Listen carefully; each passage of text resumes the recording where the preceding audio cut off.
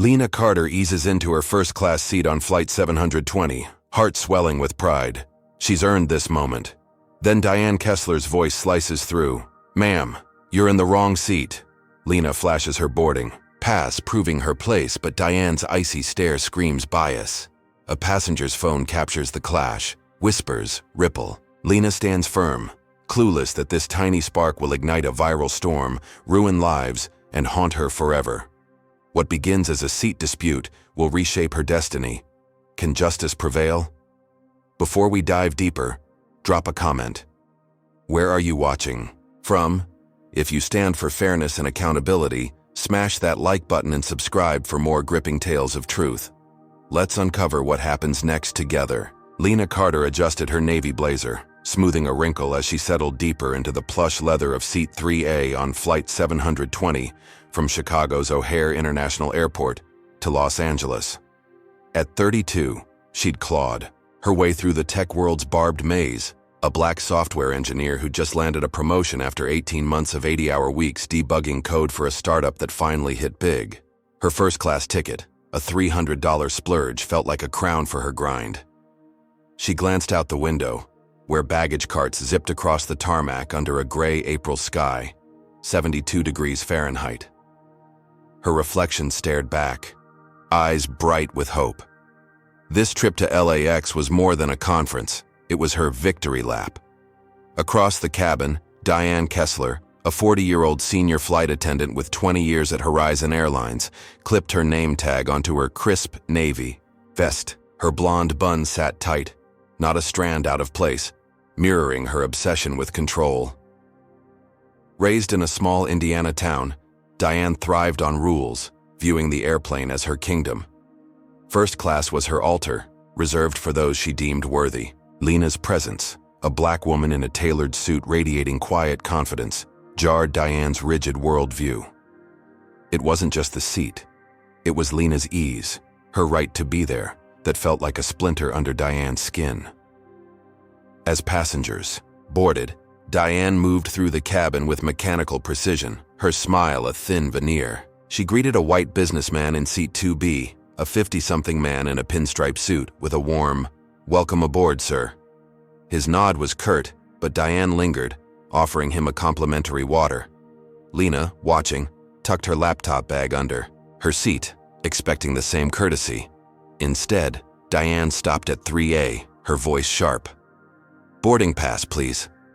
Lena blinked, caught off guard, but reached into her blazer pocket, producing the slip.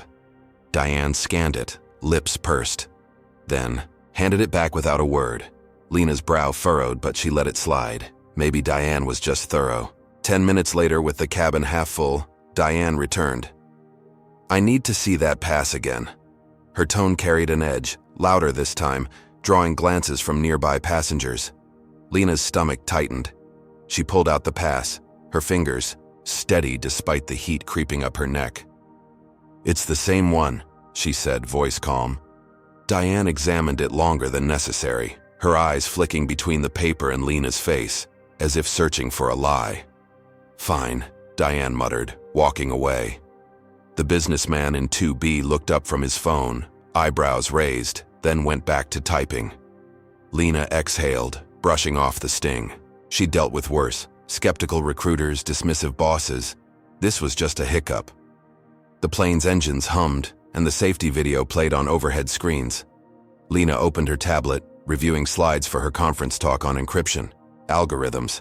Her promotion meant leading a team now, a chance to shape tech's future. She smiled, imagining her sister Maya's proud grin when they'd reunite in Los Angeles. But Diane's shadow loomed again. As the jet taxied, she strode past, her gaze locking onto Lena. "Everything in order here?" she asked, her voice carrying a challenge. Lena nodded, puzzled. "Yes, all good." Diane's lips twitched, almost a smirk, before she moved on. Lena's gut churned.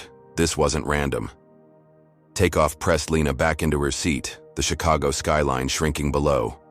At 30,000 feet, the seatbelt sign dimmed, and Diane began service. She rolled a cart down the aisle, her movements brisk. To the businessman, she offered champagne with a flourish. "Only the best for you, sir." he accepted with a grunt. When she reached Lena, her demeanor shifted. "Coffee?" she asked, barely glancing up. Lena nodded. "Black, please." Diane poured. But as she handed over the cup, her wrist flicked. Hot coffee splashed across Lena's laptop bag, soaking the canvas and dripping onto her slides printout. Lena gasped, grabbing napkins.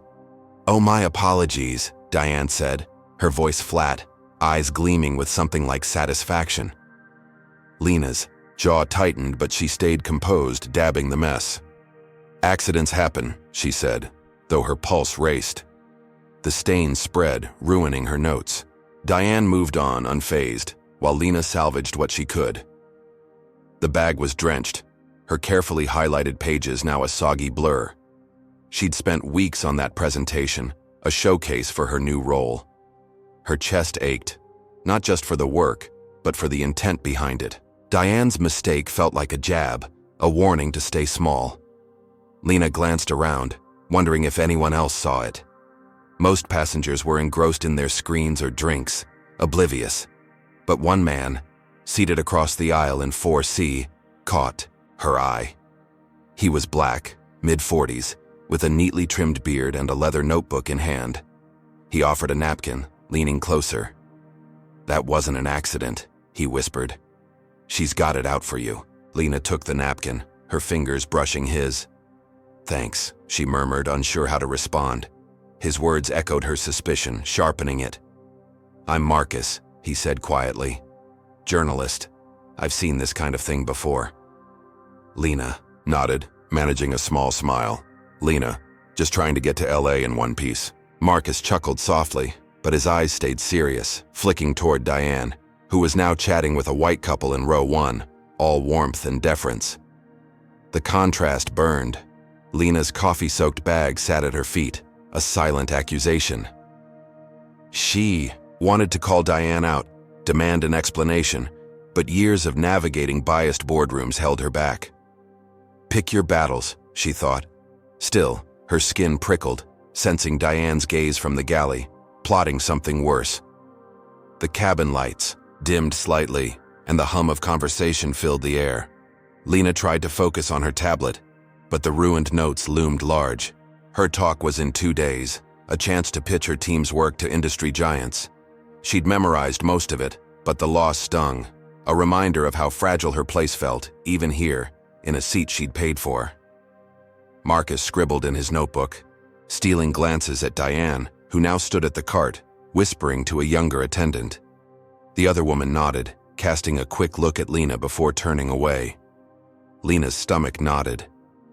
Was Diane spreading her poison already? She shook her head, telling herself to stay calm. This was one flight, one bad apple. She'd survived worse, but Diane's earlier words echoed. "Wrong seat." "Fine," each laced with disdain. Lena's mind flashed to her first tech job, where a manager had joked she was a diversity hire, her code double-checked while others sailed through. She'd fought then, proving her worth with every line she wrote. Now, at 30,000 feet, that same fight simmered. Diane wasn't just a rude attendant. She was a gatekeeper, wielding her tiny power to remind Lena she didn't belong. Lena's fingers tightened around her tablet. She wouldn't let this slide, not entirely, but how to push back without escalating. Her promotion, her conference, her new life in LA, they all depended on keeping her cool. Marcus leaned over again, voice low. "She's watching you like a hawk. Be careful." Lena followed his gaze. Diane stood at the galley's edge, her arms crossed, eyes fixed on 3A. The look wasn't curious, it was predatory, waiting for a misstep. Lena's throat tightened, but she met Diane's stare, holding it for a beat before turning back to her screen. She wouldn't cower. Not here. Not now. She'd earned this seat, this moment. But as the plane cruised west, a chill settled over her. Diane's coffee spill wasn't the end. It was the opening shot in a war Lena didn't choose, but one she'd have to fight. Lena Carter leaned back in seat 3A, the hum of Flight 720's engines a steady pulse beneath her. The coffee-soaked laptop bag at her feet was a bitter reminder of Diane Kessler's jab, but Lena refused to let it define her trip. She'd fought too hard for this moment, her promotion, her first-class ticket, her shot at a tech conference in Los Angeles that could open doors to venture capital for her team's encryption software. At 32, she knew resilience wasn't just coding through bugs, it was staring down slights and rising anyway.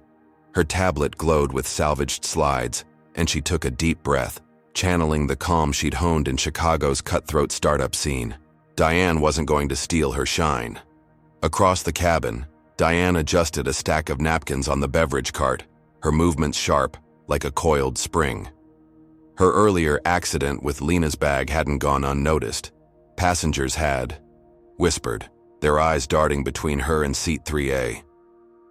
Diane's cheeks burned, not from shame but from defiance. She saw herself as the plane's arbiter, ensuring first class stayed pristine, reserved for those who fit. Lena, with her polished blazer and quiet confidence, challenged that order. Diane's fingers twitched, itching to reassert control. She scanned the cabin, noting every detail. The businessman in 2B sipping champagne, the elderly couple in 1C napping, and Lena, head down, working. Too calm, too unbothered. It grated.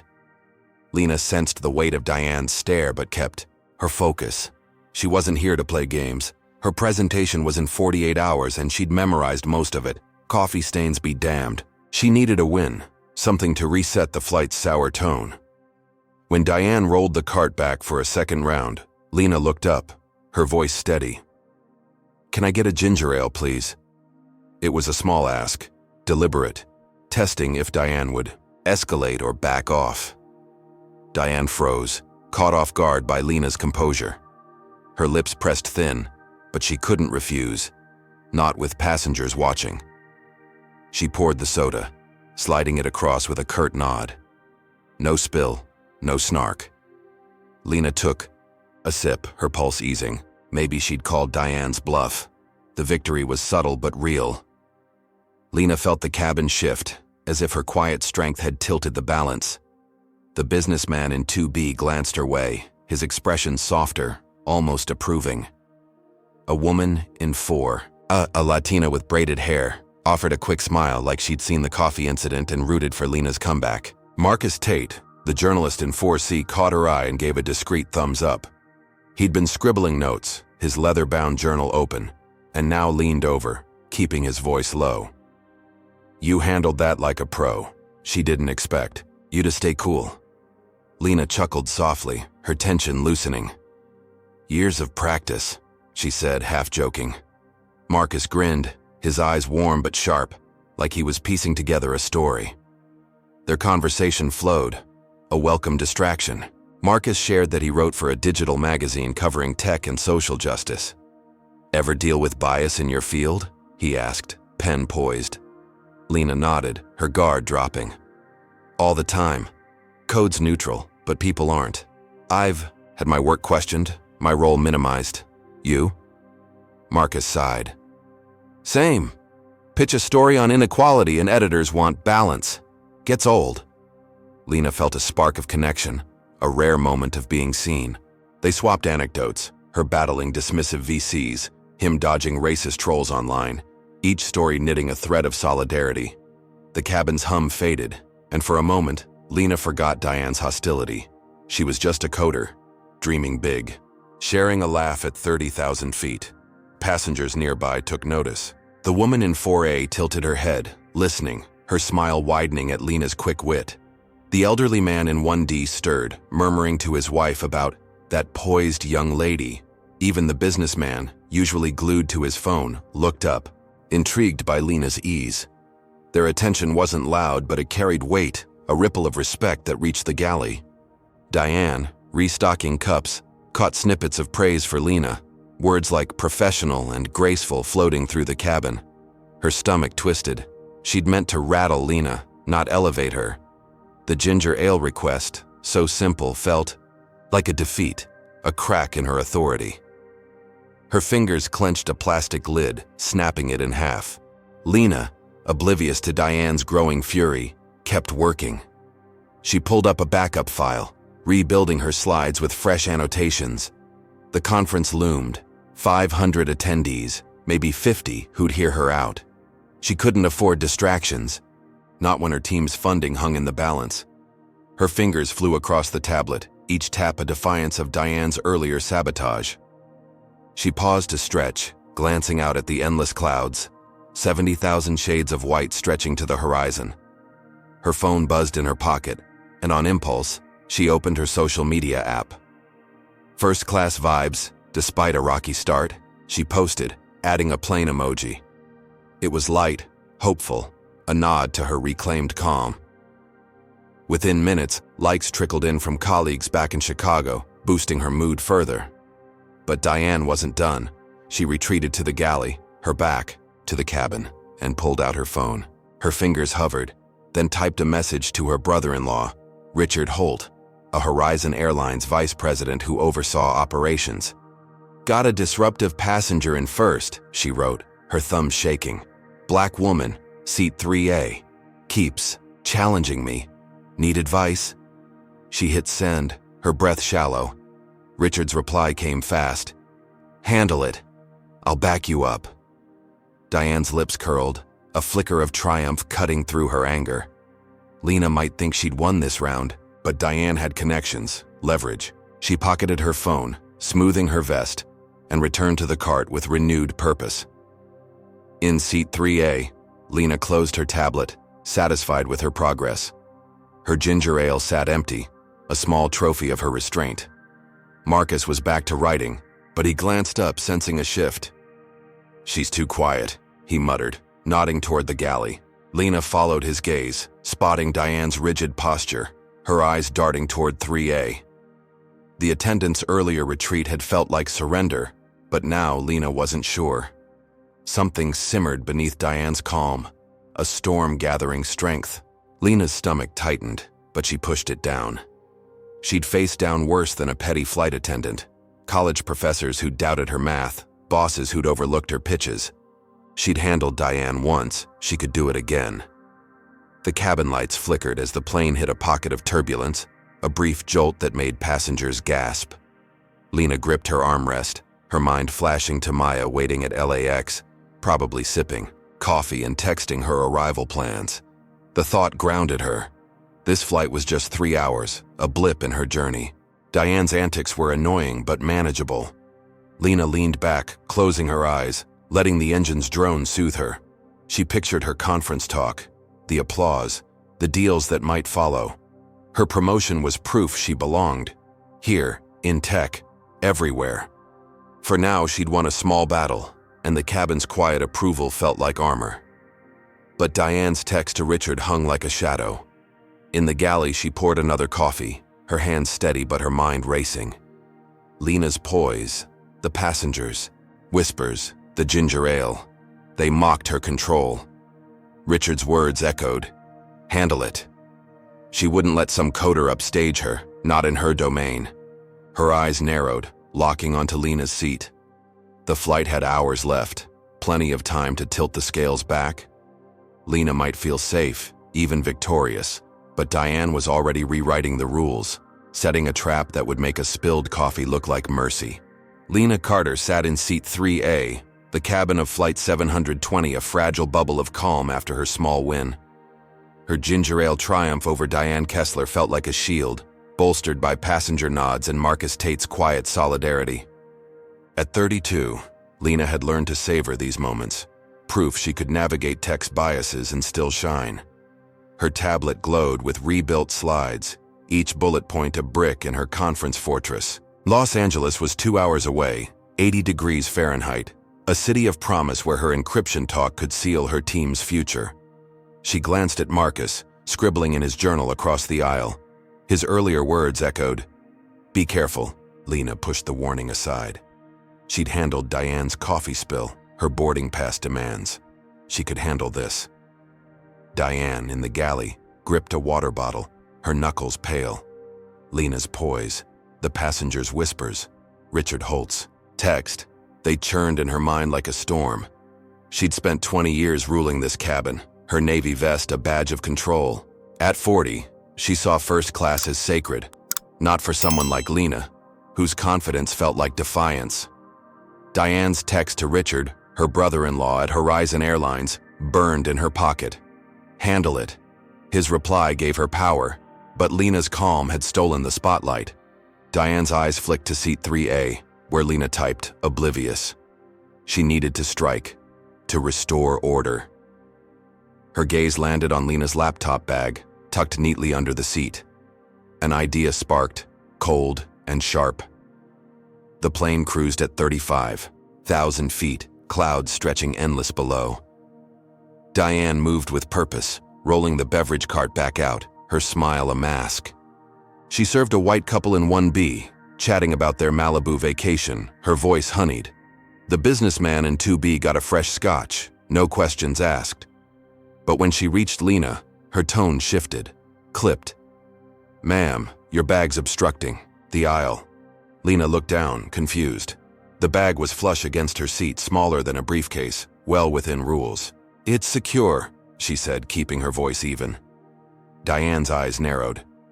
"It's a safety violation. Move it to economy storage now." Her words carried, drawing stares. Lena's pulse quickened, sensing a trap. Marcus looked up, his pen pausing. The woman in 4A frowned, muttering to her neighbor. Lena took a breath, recalling airline policy from her frequent flights. "Per regulations, bags under 12 inches fit under seats. This is compliant." Her tone was firm, backed by fact. Diane's cheeks flushed, her authority challenged again. Before she could snap back, a voice cut through. Captain Elena Ruiz, emerging from the cockpit for a routine check. At 45, Ruiz was a veteran pilot, her dark hair pulled tight, her gaze steady. She'd overheard the exchange and stepped closer. "What's the issue here?" she asked, her voice calm but commanding. Diane stiffened, her cart blocking the aisle. "This passenger's bag is a hazard," she said, pointing at Lena's seat. Ruiz glanced down, assessing. "Looks fine to me. Let's see the rule." Diane hesitated, then pulled up a tablet, scrolling to a vague clause about obstructing pathways. Ruiz read it, then checked Lena's bag again. "It's within limits," she ruled, her tone final. "No need to relocate it." Lena exhaled, relief washing over her. Passengers nodded, some whispering approval. The businessman in 2B smirked, as if Diane's overreach amused him. Diane's face burned, her lips a tight line. She muttered, "Understood," and pushed the cart away, her retreat a public sting. Lena felt a surge of hope. Ruiz's fairness was a lifeline, proof the system could work. She mouthed thank you to the captain, who gave a slight nod, before returning to the cockpit. Marcus leaned over, whispering, "Nice one. You've got her on the ropes." Lena smiled, her confidence creeping back. She'd stood her ground, backed by policy and a captain's call. Diane's power seemed to wane, her bluster exposed. Lena opened her tablet again, diving into her slides, the conference now a beacon. She pictured Maya's hug at LAX, her sister's voice cheering her on. For a moment, the flight felt hers again. But Diane wasn't beaten. In the galley, she fumed, her hands shaking as she stacked cups. Ruiz's rebuke, the passengers' stares, they mocked her. Lena's bag, that damned bag, had become a symbol of her defiance. Diane's mind raced, Richard's words fueling her. She needed something bigger, something to flip the script. During a lull, she slipped to the first-class closet, where passengers stowed coats. Hidden by a curtain, she rifled through a lost-and-found bin, her fingers closing on a stray credit card. Silver, embossed with a stranger's name.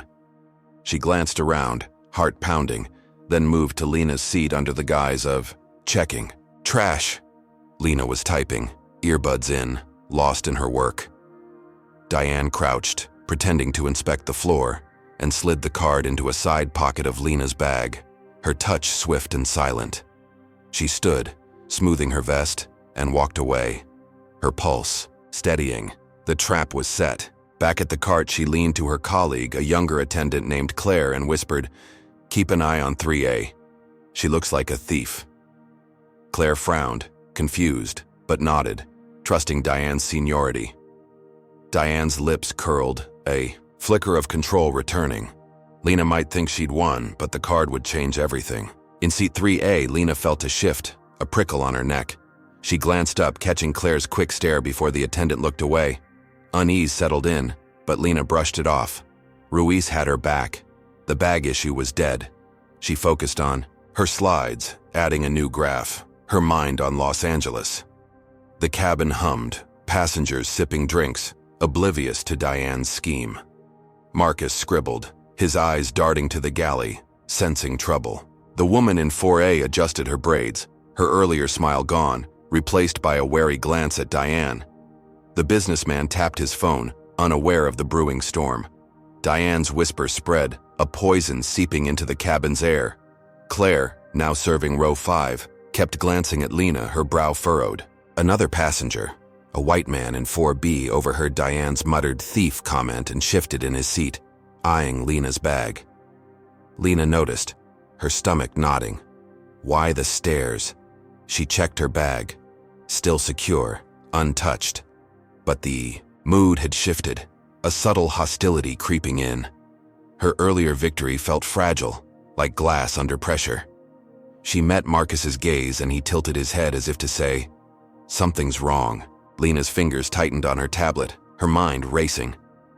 Had Diane done something else? The plane droned on, Los Angeles closer, but no safer. Lena tried to focus, but the stares grew heavier, like weights on her chest. Diane's retreat hadn't been surrender, it was a regroup. Lena's trust in Ruiz felt like a lifeline, but doubt gnawed at her. What if Diane had another play? What if this wasn't over? She glanced at her bag, unaware of the card inside, a silent bomb ticking down. Diane watched from the galley, her eyes cold, waiting for the moment it would blow everything apart. What's your take on this twist? Drop a comment with number 1 if you think Lena deserves justice for Diane's schemes, or number 2 if you're shocked by how far Diane's willing to go. Hit that like button to stand against unfair treatment, and subscribe to catch every pulse-pounding moment of this saga. Has Diane crossed a line she can't uncross? Or will Lena's strength shine through again? Lena Carter sat in seat 3A, the cabin of Flight 720, a tightrope of tension. The victory over Diane Kessler's bag dispute, backed by Captain Ruiz's ruling, felt like a fragile truce. At 32, Lena knew better than to trust it fully. Tech's glass ceilings had taught her that winds could sour fast. Her tablet screen flickered, slides for her Los Angeles conference half restored after Diane's coffee sabotage. The stakes loomed. Her encryption talk could secure her team's funding, maybe reshape her career. Outside, clouds glowed pink, 60,000 feet below a sunset blazing at 75 degrees Fahrenheit. Lena's fingers hovered, itching to work, but Diane's earlier whisper, "thief," echoed in her mind, carried by Claire's wary glances from the galley. Diane stood at the beverage cart, her navy vest crisp but her composure fraying. At 40, she'd built her life on control, each flight a stage for her authority. Lena's defiance, first the boarding pass, then the coffee, now the bag, had cracked that stage. Her planted credit card, slipped into Lena's bag during that sly trash check, was her ace, a way to flip the narrative. She'd whispered to Claire, the junior attendant, about Lena's shady vibe, sowing doubt. Claire's nods fueled Diane's nerve, but Captain Ruiz's rebuke stung, a public slap she couldn't shake. Her phone buzzed in her pocket, Richard Holt's words, "Handle it." A lifeline. She needed the card found, and soon. The cabin hummed, passengers sipping drinks, unaware of the brewing storm. Marcus Tate, in 4C, scribbled furiously, his journalist instincts sharp. He'd caught Claire's stare, Diane's muttering, and Lena's unease. His leather journal held notes on the bag spat, a thread for a story about bias in transit. Lena glanced his way, grateful for his earlier warning.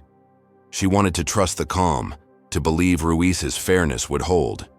Her laptop bag sat untouched, the planted card a silent threat she couldn't see. She opened a new slide, forcing focus, but her neck prickled, sensing eyes. Claire's, a white passenger's in 4B, even the businessman in 2B, now less amused, more curious. Trouble broke when the woman in 4A, adjusting her braids, reached for her purse and brushed Lena's bag. Her fingers grazed the side pocket, unzipped just enough for the silver credit card to glint. She froze, pulling it out, her eyes wide. "This isn't mine," she said, loud enough to turn heads. Lena looked over, confused, as the woman held up the card. "It was in your bag." Lena's stomach dropped, her pulse spiking. "That's not mine either," she said, her voice steady but tight.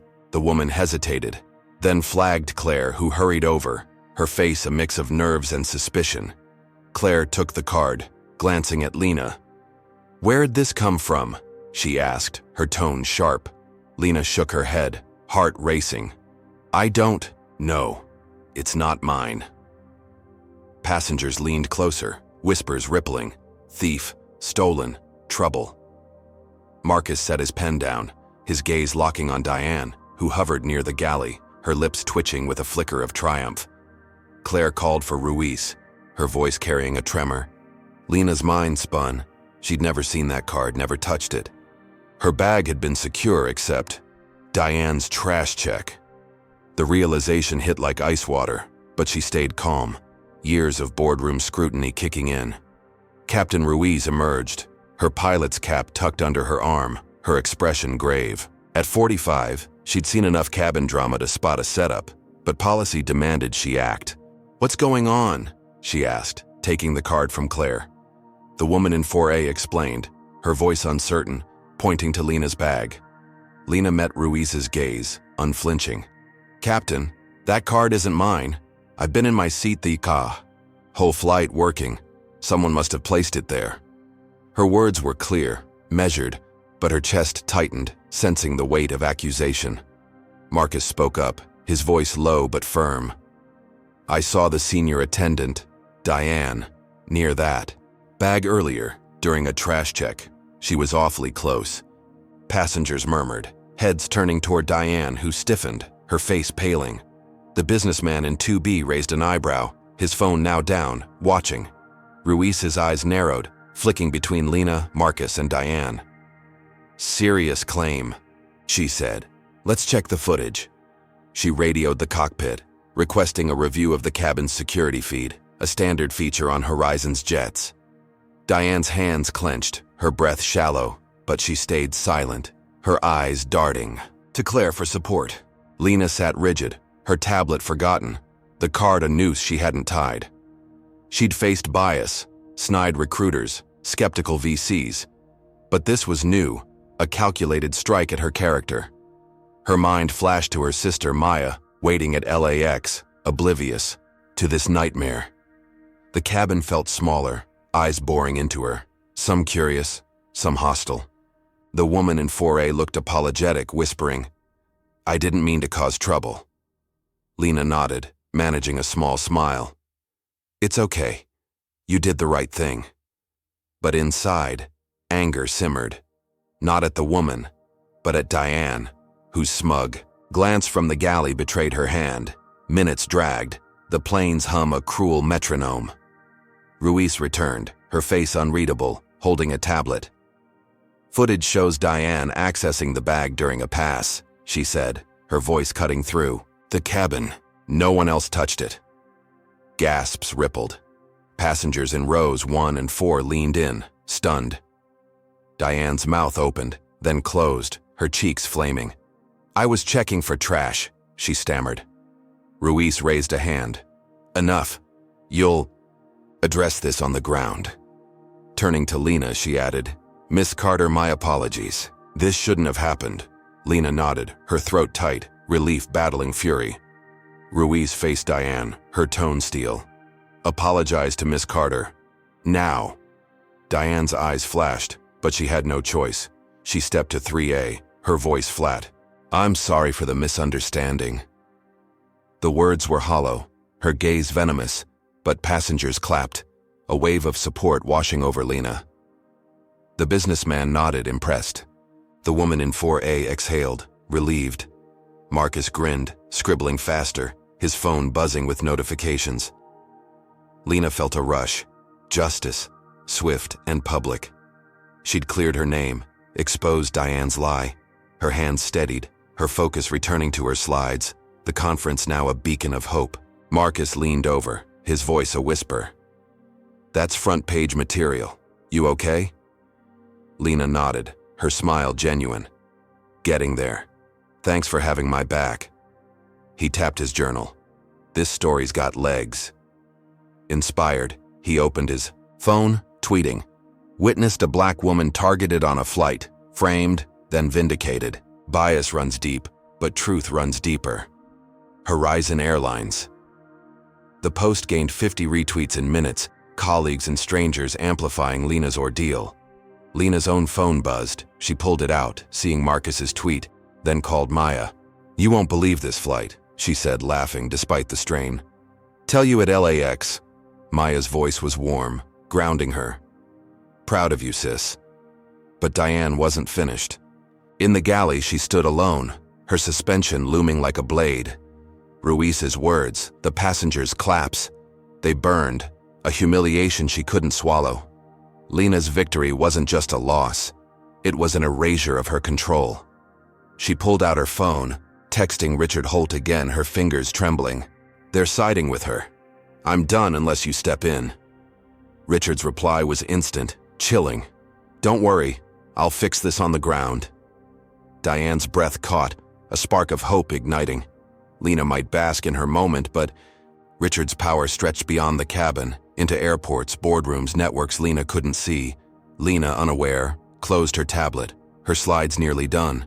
The applause lingered in her ears, a rare win against bias. She glanced at Marcus, now typing furiously, his tweet nearing 100 retweets. Passengers smiled her way, their support a shield. Ruiz's fairness felt like a promise. Maybe Horizon wasn't rotten. Lena's mind drifted to Los Angeles, to Maya, to her talk. She'd survived Diane's worst, or so she thought. But Diane's text, Richard's vow, hung like a storm cloud ready to break. The plane droned on, LAX 90 minutes away, and Lena's victory glowed bright. But it was glass, fragile, waiting for the next blow. Lena Carter stepped off Flight 720 at Los Angeles International Airport, the weight of her victory over Diane Kessler still warm in her chest. At 32, she'd faced down a racist frame-up, Diane's planted credit card, exposed by Captain Ruiz, sealed with a public apology. The memory of passenger applause, Marcus Tate's viral tweet, and her call to her sister Maya fueled her stride through the jetway. Her navy blazer was crisp despite the coffee stain, her laptop bag slung over her shoulder, carrying slides for a conference that could redefine her tech career. Outside, LAX buzzed under a balmy 82-degree Fahrenheit evening, palm trees swaying against a purple sky. Lena checked her phone. 2 hours until Maya's pickup. She exhaled, ready to leave the flight's chaos behind. But chaos wasn't done with her. As she reached the gate, 2 airport security officers in gray uniforms blocked her path, their faces stern. "Miss Carter?" one asked, his badge glinting. Lena nodded, her pulse spiking. "We need you to come with us. There's a report of theft." Her stomach plummeted, the word theft a cruel echo of Diane's scheme. "There's been a mistake," she said, her voice steady despite the tremor in her hands. The officers exchanged glances, unmoved. "Just a routine check," the other said, gesturing toward a side room. Lena followed, her bag suddenly heavy, her mind racing back to the card, to Diane's venomous glare. The room was small, fluorescent lights buzzing overhead, a metal table at its center. One officer, a stocky man with a buzz cut, asked for her ID and bag.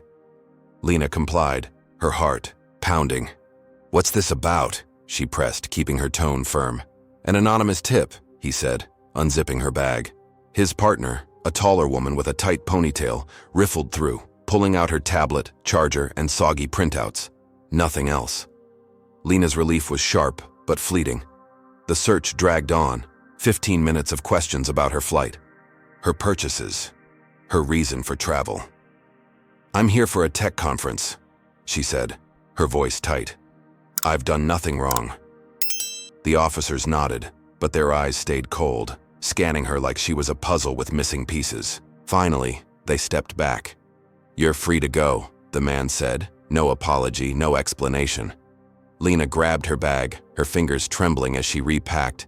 The delay had cost her 40 minutes, and the terminal's bustle now felt hostile. Passers-by stared, some whispering, their glances prickling her skin. She checked her phone. Maya's text glowed. "At arrivals, where you at?" Lena typed a quick reply, her throat tight. The officer's routine check wasn't random. It reeked of Diane, of her text to Richard Holt, Horizon's vice president. Lena's victory in the air felt like a mirage, dissolving on the ground. She hurried toward baggage claim, desperate for Maya's familiar face. But trouble followed. At the rental car desk, a clerk with a name tag reading Josh frowned at his screen. "Sorry, ma'am, your reservation's been canceled," he said, his voice flat. Lena blinked, her chest tightening. "That's impossible. I booked it last week." Josh shrugged, tapping keys. "System error, maybe. Nothing's here." Lena's mind flashed to Richard, his "fix this" promise to Diane. "Can you reinstate it?" she asked, fighting panic. Josh shook his head. "We're fully booked. Next flight's cars are taken." Lena stepped back, her bag slipping to the floor. First security, now this. Coincidences didn't stack like that. Marcus Tate appeared, his leather journal tucked under his arm, his expression grim. He'd lingered at the gate, sensing trouble when Lena didn't emerge. "Saw you with security," he said, voice low. "What happened?" Lena recounted the detention, the car cancellation, her voice shaking but clear. Marcus's eyes narrowed. "That's no accident. Sounds like someone's pulling strings."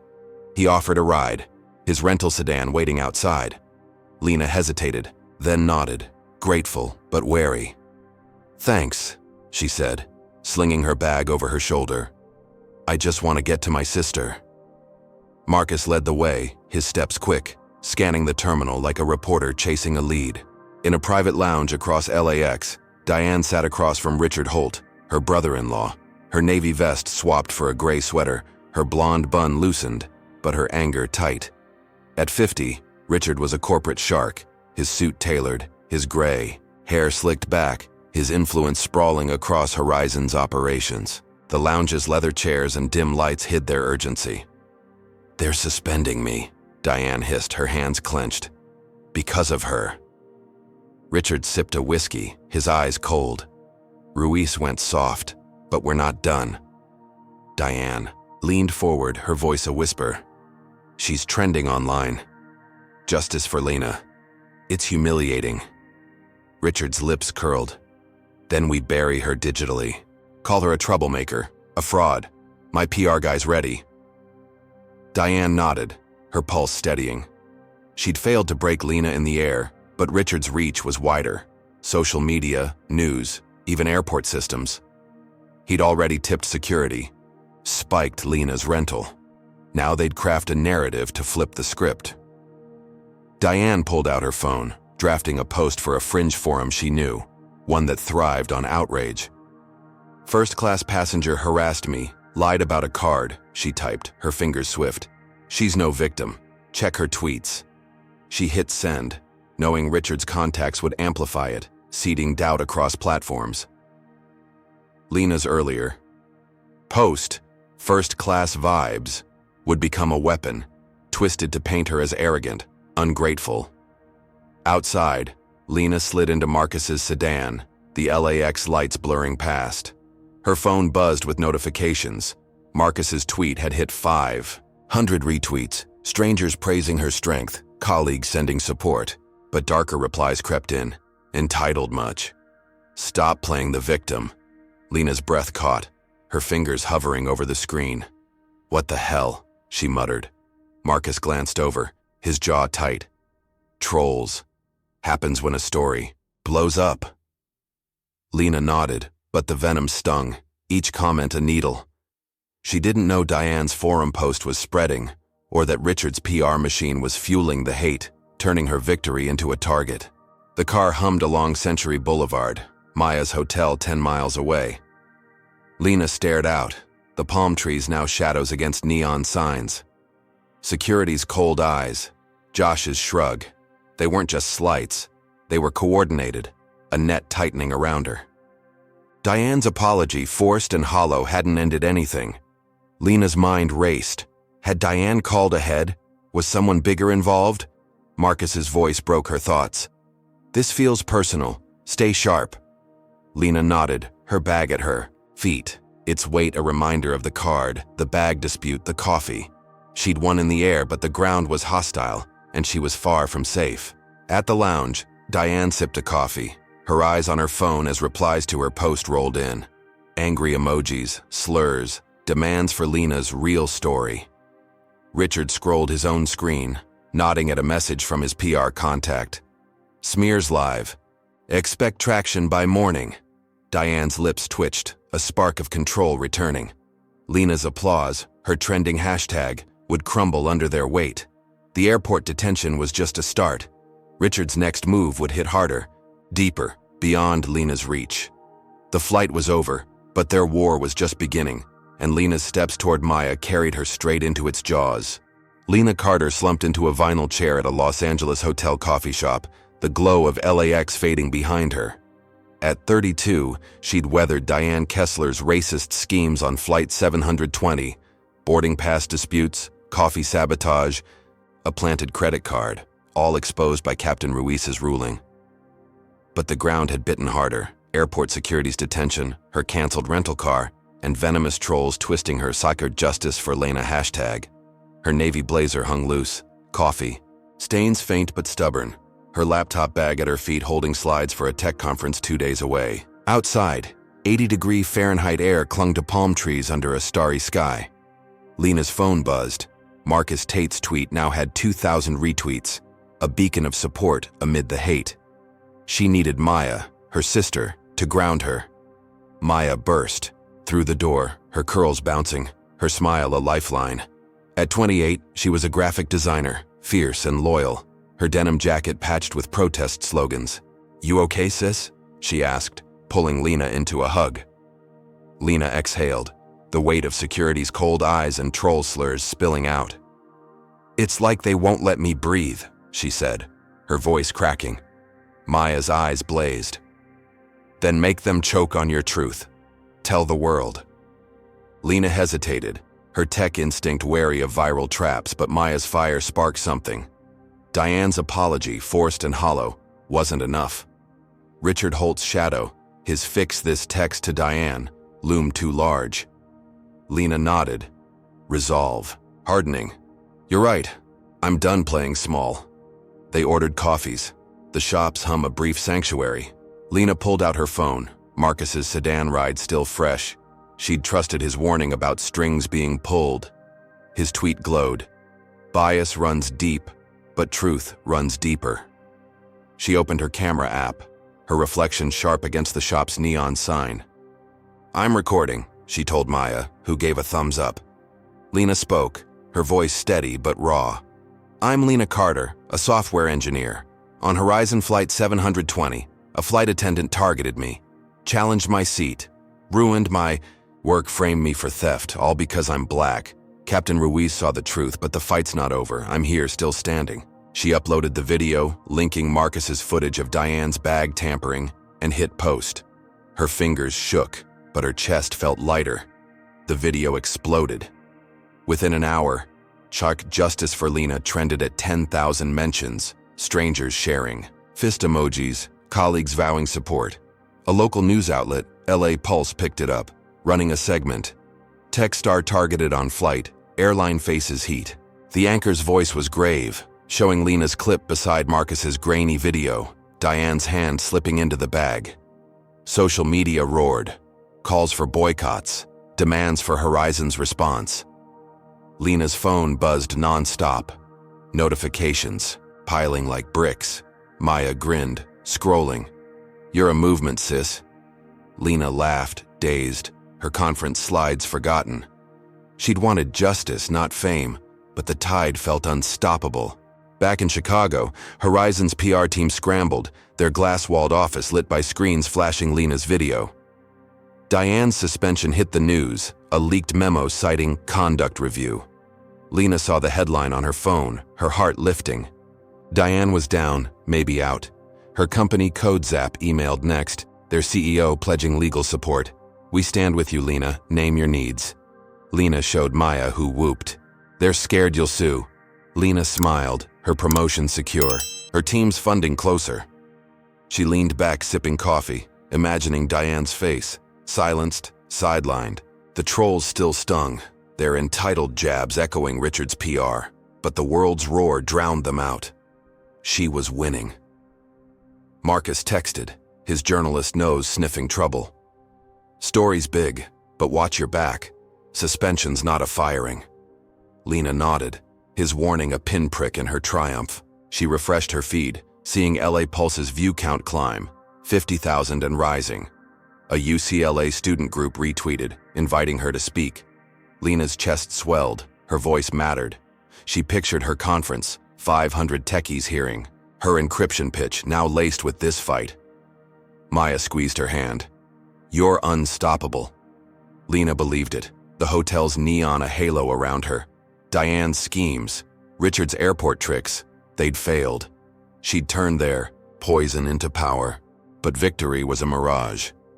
In a sleek LAX office, Richard Holt sat behind a mahogany desk, his tailored suit crisp despite the late hour. At 50, his gray hair and sharp jaw hid a ruthless streak, his vice president title a key to Horizon's arteries. Diane's call had reached him post-flight, her voice frantic. "They're siding with her." His reply, "I'll fix this," was a vow, and now he acted. His laptop glowed with a doctored video, crafted by a hired editor. It showed Lena on the plane, her bag dispute clipped to seem aggressive. Her calm, "It's secure," twisted into a shout, Diane's rebuke painted as restraint. Richard smirked, emailing it to a tabloid contact. "Drop this, she's no victim." Diane, holed up in a nearby motel, fueled the fire. Her blonde bun was gone, hair loose, but her rage burned steady. Suspension wasn't defeat, it was a pause. She logged into a fringe blog, Truth Watch, her fingers flying. "I'm the real victim," she typed, her post titled, "Flight Attendant Slandered by Angry Passenger." She painted Lena as a liar, her seat a scam, her video a stunt. "She attacked me, ruined my career. Don't believe the hype." She linked Richard's fake clip, knowing his PR bots would push it. Replies flooded, slurs, threats, cries of poor Diane. Her motel room glowed with their hate, a twisted mirror to Lena's trending light. Richard's video hit first. Tabloid headlines screaming, "Tech woman's rage on flight. Crew targeted." It spread like wildfire, 10,000 shares by midnight. Lena's phone buzzed with alerts, her video now battling a rival narrative. Trolls swarmed, their attacks, sharper, liar. "Fire her!" She stared, her coffee cold, Maya's grin fading. "What's this?" Maya asked, scrolling. Lena's throat tightened, seeing her own face distorted, her words warped. Her Justice for Lena hashtag splintered, some still cheered, but others doubted, swayed by Richard's lie. Her inbox filled with threats. "Quit your job. You'll pay." Each a dagger to her win. In the coffee shop, Lena's hands shook, but she refused to break. Maya's eyes flashed. "This is bull. Fight it." Lena nodded, her tech brain kicking in. She'd trace the video, expose its edits. CodeZap's lawyers could help, maybe, sue for defamation. She texted Marcus, who replied instantly, "Smells like a setup. Digging now." His instincts matched hers. Richard's fingerprints were somewhere. Lena's conference loomed, her slides unfinished. But this was bigger. Diane's blog post, unseen by Lena, gained traction, its lies seeping into forums, fueling protests Richard would soon orchestrate. Lena's victory, so bright at dusk, was cracking, and the night held sharper claws. The hotel's neon flickered, mirroring Lena's fading calm. She'd fought on the plane, won in the air, but the ground was a battlefield. Richard's video, Diane's post, they weren't just attacks. They were a machine, grinding her truth to dust. Maya squeezed her arm, grounding her. "We got this," she said. Lena nodded, her jaw set, but doubt gnawed. Her trending hashtag, her company's support, were they enough? Diane's motel glowed with hate, Richard's office with power. Lena stood tall, but the war was shifting, and her next step led straight into their trap. Lena Carter sat on a stiff hotel bed in Los Angeles, her navy blazer folded beside her, the coffee-stained laptop bag a grim relic of Flight 720. At 32, she'd turned Diane Kessler's racist attacks, seat disputes, sabotage, a framed theft, into a viral stand with her video, trending at 20,000 Justice for Lena mentions. But Richard Holt's doctored clip, twisting her into an angry liar, had cracked that win, spawning threats that burned her phone screen. Outside, 78-degree Fahrenheit air hung heavy, neon signs buzzing like her nerves. Her sister Maya slept nearby, her snores a faint anchor. Lena's conference loomed, her encryption talk one day away, but the tabloid's Rage on Flight headline gnawed at her. Richard's work, Diane's venom. Back in Chicago, CodeZap's CEO emailed, their tone cautious. "We support you, Lena, but public perception's tricky. Consider a low profile." Lena's stomach twisted, her promotion teetering. She'd fought for that role, coding through nights, outshining doubters. Now her own company wavered, spooked by Richard's smear. She refreshed her feed. Justice for Lena still fought, but trolls roared louder, their slurs a chorus. Fraud. "Quit!" Maya's words echoed. "Fight it!" But exhaustion clawed her. She needed rest, a plan, not this endless siege. Her phone buzzed, a Chicago number she didn't know. Against her gut, she answered. "Miss Carter?" A gruff voice said, "Police, your apartment's been hit." Lena's breath caught, the room spinning. "Hit how?" she asked, her voice a thread. The officer was blunt. "Vandalism. Windows smashed, walls tagged. We're on scene." Lena pressed for details, her heart sinking. "Racial slurs," he admitted, pausing. "The N-word, others. Looks targeted." Lena's eyes burned, her free hand gripping the bedspread. Her wicker park loft, her sanctuary of plants and books, defiled. "Any suspects?" she asked. The officer sighed. "Not yet. Probably kids. We'll file a report." Kids. The word rang hollow, Richard's shadow too clear. His PR bots had fueled the hate, maybe more. Lena hung up, waking Maya, her voice shaking as she spilled the news. Maya's eyes blazed, her curls wild. "This ain't random, Lena. It's them." Lena nodded, her tech brain kicking in. Richard's video, Diane's Truth Watch post. They'd lit this fuse. She Googled her address, praying it wasn't public, but her heart sank. Fringe forums shared it, tied to Diane's. Lies. She called the police back, demanding protection, but the officer's tone stayed flat. "We'll patrol when we can." Lena's jaw clenched, her safety a footnote to their apathy. Maya booked a new hotel 30 miles away, urging Lena to move. "You're not safe," she said, packing Lena's bag. Lena agreed, her conference now a distant star, survival her focus. By dawn, Lena checked into a Santa Monica motel, its faded blue walls a stark contrast to her Chicago loft's warmth. Her phone buzzed. Marcus Tate, the journalist from the Avitai flight. "Found something," he texted. Holt's linked to a PR firm, Shadowspin. They pushed the fake video. Lena's pulse quickened. Marcus's dig a lifeline. Shadowspin's site boasted crisis management, their clients a who's who of corporate sharks. Richard's name wasn't listed, but his fingerprints were. Lena's smeared face, her twisted words, bore their style. She forwarded the tip to CodeZap's lawyers, her hope flickering. If Marcus was right, they could nail Richard, maybe end this. Lena needed Horizon's ear. She emailed their PR team attaching Marcus's tweet, her video, and a timeline. Diane's seat challenge, coffee spill, card frame-up. Now this vandalism. "Your employees' lies sparked this," she wrote, her tone sharp. Investigate, or I go public again. Horizon's reply was swift, canned. We're reviewing all claims. Thank you for your patience. Lena scoffed, patience a luxury she didn't have. But their response hinted at pressure. Her trending hashtag, LA. Pulse's coverage had them rattled. She leaned back, the motel's thin mattress creaking, daring to believe she'd pushed back hard enough. Then the hammer fell. A knock jolted her. Maya answered, finding a motel clerk, his face pale. Ma'am, there's people outside. For you. Lena peered through the blinds, her breath catching. A dozen protesters, white men mostly, paced the parking lot, signs waving. Lena lies! Justice for Diane! Slurs curled from their lips, the same ones spray-painted on her loft. Lena's knees buckled, Maya steadying her.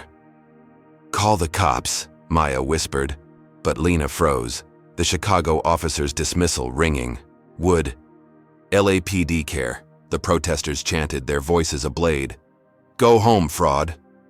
Cameras flashed, live streams catching Lena's silhouette, Richard's bots amplifying it online. Lena's phone lit up, notifications a flood. Shadow spins work, no doubt. A new hashtag, Lena, the liar, climbed. 5,000 mentions in an hour. Diane's blog post, slandered by angry passenger, fueled their fire. Her victim act, a magnet for bigots. Lena's video, once a shield, drowned in their noise. She texted Marcus. Protesters at my motel. Holt? He replied, on it. Stay safe. Lena's chest tightened, her conference forgotten, her promotion a ghost. The protesters weren't random. Richard's money, Diane's hate, had summoned them, punishing her for daring to speak. Maya barricaded the door, her voice firm. We're not running. Lena nodded, her coder's logic cutting through fear. She opened her laptop, pulling Horizon's reply, Marcus's shadow spin tip, her video's analytics.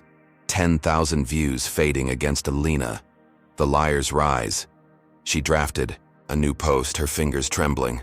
My home's trashed, my name's dragged because I stood up. Truth's still mine. She hesitated, Maya's nod pushing her to hit send. It gained traction, loyal followers retweeting, but the protesters' shouts drowned her hope. Their signs loomed. Diane's innocent! A twisted echo of her, flight's applause. Lena's fight had sparked a war, and Richard's next blow was already falling. Sharper than paint, louder than chance. The motel's neon buzzed, a cruel spotlight. Lena's stand, her trending light, had lit a target on her back. Maya's hand gripped hers, but the crowd's slurs cut deeper, each one a brick in Richard's wall. Lena's loft, her job, her voice, they teetered, and Diane's motel glowed with triumph, her allies marching for her lie.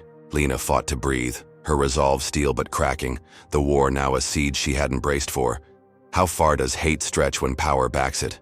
Drop a comment with number 1 if you're raging at Richard's dirty tricks, or number 2 if Lena's courage has you cheering.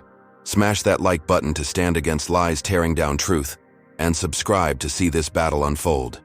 Can Lena outsmart a machine built to crush her, or will Richard's next strike break her for good? Lena Carter sat cross-legged on a creaky motel bed in Santa Monica, her navy blazer draped over a chair, its coffee stain a faint scar from Flight 720. At 32, she'd turned Diane Kessler's racist gauntlet. Seat disputes, sabotaged slides, a framed theft, into a viral crusade. Her Hachim Justice for Lena video, hitting 30,000 mentions. But Richard Holt's doctored clip and the vandalism of her Chicago loft, its walls defiled with slurs, had crushed that spark, with protesters chanting Lena lies outside her motel. Now, 75-degree Fahrenheit air pressed against the window, the Pacific's hum a distant tease. Her sister Maya scrolled nearby, her phone glowing with hate. Lena, the liar at 10,000 posts. Lena's conference talk, hours away, felt like a ghost, her promotion hung by a thread. Her phone rang, a New York number cutting through the motel's stale quiet. Lena answered, wary after police calls and troll threats. Miss Carter, this is Vivian Lang. CEO of Horizon Airlines, a voice said, crisp and warm. Lena froze, her pulse spiking. At 55, Vivian was a legend. Her climb from pilot to executive a masterclass in grit. "I've seen your video, the news, the protests," Vivian continued. "What happened on my flight is unacceptable. Diane Kessler's actions don't reflect us. I'm calling to apologize and make this right."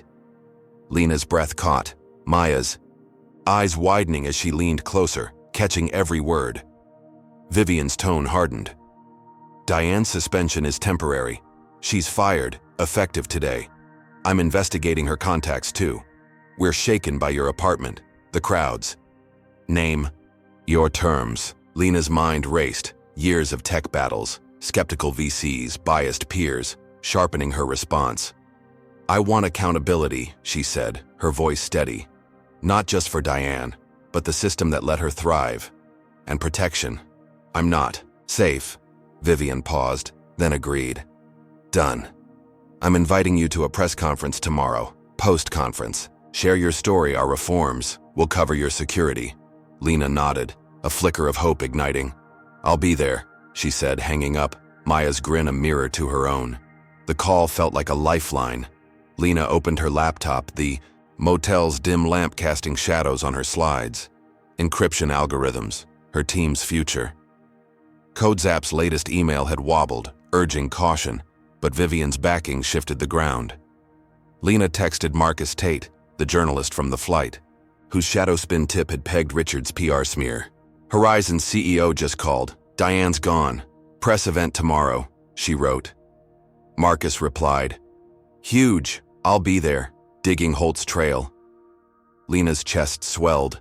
Her video, Marcus's tweet, Maya's push had forced Horizon's and she pictured the conference, 500 techies, then the press event, her voice amplified globally. By morning, Lena stood at the Los Angeles Convention Center, her blazer crisp, her slides polished despite the chaos. Her talk flew. Execs nodded, VCs scribbled, her encryption pitch landing like code compiling clean. Backstage, Maya hugged her, whispering, "You're a beast." Lena laughed, her promotion secure, CodeZap texting congratulations. Projects restored. Lead away. The press conference loomed, Vivian's team emailing logistics, live on CNN, streamed to millions. Lena's "Shraf, Justice for Lena" hashtag roared. Back 50,000 mentions drowning Sacra Lena the Liar's venom. Strangers tweeted support, "Keep shining," and LA Pulse ran a new segment, "Tech Stars Fight Forces Airline Reckoning." Lena felt unstoppable, her motel nightmare fading, Diane's lies buried. The press conference was electric. Vivian stood tall, her silver hair gleaming under lights. Lena at her side in a borrowed navy dress. "Horizon failed Miss Carter," Vivian said, her voice clear. "Diane Kessler's actions were racist, inexcusable. She's terminated and we're reforming. Training, oversight, zero tolerance." Lena spoke next, her words raw. "I fought for my seat, my truth. This isn't just my story, it's every black woman's." Cameras flashed, the crowd, journalists, activists, techies erupting in applause. Marcus in the front row tweeted live, his post hitting 10,000 retweets. "Lena Carter reclaims her voice. Justice for Lena soars." Lena's phone buzzed. Maya beaming from the wings, CodeZap's CEO chiming in. "Proud to back you." Social media lit up, global outlets, BBC, Al Jazeera, running clips. Diane's allies, the motel protesters, vanished, their signs mocked online as bigot banners. Lena's talk trended alongside, tech forums buzzing about her encryption, work, VCs emailing offers. She walked off stage, Maya's arm around her, feeling like she'd cracked the system itself. Her loft's scars, the troll threats. They stung, but Vivian's stage had washed them clean. Lena dared to dream, her team funded, her career soaring, Richard's smear a fading echo. She texted Maya a selfie captioning it, "We did it," her smile wide, the Pacific's glow hers at last. But triumph was a trap. In a Chicago penthouse, Richard Holt sat at a glass desk, his tailored suit unbuttoned, his gray hair mussed. At 50, his vice president title was a crown. But Lena's press conference, Vivian's knife, threatened it. Diane's firing wasn't. His loss, Lena's spotlight was. His shadow spin firm had faltered, the doctored video swamped by justice for Lena's tide. He cracked his knuckles, opening a laptop to a hacker's email. Access granted. Carter's inbox, full dump. Richard grinned, scrolling Lena's private messages, code zap rants, Maya chats, doubts about her promotion. He curated a batch, twisting her "I'm exhausted" into "I'm faking it," and leaked them to a tabloid, the Daily Sting. "She's a liar," he typed, hitting send, bots primed to push it. Diane, in her motel, saw the leak's first ripples. Her phone, buzzing with TruthWatch alerts. Fired, humiliated, she refused to fade. She called a lawyer, a friend of Richard's, filing a defamation lawsuit against Lena. "Carter slandered me," her claim read, citing the video, the press conference, as malicious lies. Diane's blog post had sown seeds. Her followers, bigots cloaked as truth seekers, cheered, donating to her legal fund. She texted Richard, "Lawsuit's live, crush her." His reply was cold. "Already started." Diane leaned back, her motel's peeling wallpaper a stark frame, her rage a fire Lena couldn't see. The leak, the suit, they'd bury Lena's glow, turn her stage to ash. Lena, riding the press conference high, missed the storm's first gusts. Her phone buzzed with Maya's texts. "You're a star." And Marcus's, "Holt's quiet. Too quiet." She ignored the warning, her focus on CodeZap's restored faith, her talk's buzz. The motel felt safe, Maya's laughter a shield. But Richard's leak was spreading, tabloids prepping headlines, Techstars' secret doubts, and Diane's lawsuit loomed, a blade aimed at Lena's heart. Her victory, so solid under CNN's lights, was crumbling, and the next blow would shake her to the bone. Lena Carter stood in a cramped Santa Monica motel bathroom, splashing cold water on her face, the mirror reflecting exhaustion at 32. Her navy dress from the press conference, a symbol of triumph with Vivian Lang's backing, hung crumpled. In her bag, overshadowed by Flight 720 scars, Diane Kessler's racist traps, from seat disputes to a planted card, now morphed into Richard Holt's email leak and Diane's defamation lawsuit. The Los Angeles morning glowed at 72 degrees Fahrenheit, but Lena's world was ice. Her Hazard Justice for Lena hashtag, once 50,000 strong, battled Hazard Lena, the liar's venom, fueled by tabloid The Daily Sting's Techstars' secret doubts. Her sister Maya brewed coffee outside, her silence loud. Lena's encryption talk had won techies, but her promotion teetered. CodeZap's faith fraying. Her phone buzzed, a news alert shattering the quiet. The Sting's headline screamed, "Leaked emails show Carter's lies." Lena's stomach lurched as she opened it, seeing her private messages. Rants to Maya about CodeZap's pressure. "I'm exhausted, can't keep proving myself." Twisted to paint her as a fraud. She faked her flight story for clout, the article claimed, quoting snippets out of context. Social media erupted, 20,000 shares in hours, trolls crowing, "Told you she's a scam." Lena's hands shook, her mind tracing the me. Hack to Richard, his shadow spin firm a digital guillotine. Her press conference glow, Vivian's promise, felt like a cruel prank. Her truth was drowning. Maya burst in, her curls wild, phone in hand. "This is garbage, Lena. Your emails? How?" Lena's voice cracked. "Holt, he's hitting where it hurts." She scrolled, seeing Godkarch justice for Lena splinter. Some fans stood firm, but others wavered, stung by proof. CodeZap's latest email landed colder than before. "We need to discuss your role. Media's impacting morale." Lena's chest tightened, her promotion, her team's funding, slipping like sand. She'd coded through nights, outshone biases, only to be undone by stolen words. Maya's eyes blazed. "Sue them. You've got Vivian." Lena nodded, but doubt gnawed. Horizon's CEO was one call, not a shield. The blow deepened at noon. Lena's colleague Priya, a data scientist she'd mentored, emailed, "I'm sorry, Lena. They pushed me." Attached was a TechBit interview. Priya's face tense. Lena exaggerated the flight. It wasn't that bad. Lena froze, betrayal cutting sharper than trolls. Priya had seen her video, knew the truth. Diane's coffee spill, the card frame up. Yet Shadowspin's pressure, likely Richard's cash, flipped her. The article spun Priya's words. Insider says Carter lied for fame. Social media pounced. Lena the liar hitting 30,000 mentions, burying Lena's conference buzz. Her phone buzzed, threats now personal. Quit or else. Lena's knees buckled, Maya catching her, her voice fierce. She's a coward, not you. By afternoon, protesters returned, this time outside CodeZap's LA office 10 miles from the motel. Lena, working remotely from the motel's spotty Wi-Fi, saw them on a live stream. 15 people, mostly men, waving signs. Fire Lena! No lies in tech! Slurs laced their chants, the N-word cutting through, echoing her vandalized loft. A reporter's mic caught their rage. She's ruining Diane, a good woman! Lena's throat closed, Richard's bots amplifying the feed to 50,000 views. CodeZap texted, stay remote until this cools. Her promotion, once a lock, was now a question mark. Her team's emails quiet, wary. She'd fought for that role, but Priya's stab and the mob's hate shook her to the core. Lena fought back, her coder's logic kicking in. She opened her laptop, digging into Richard's trail.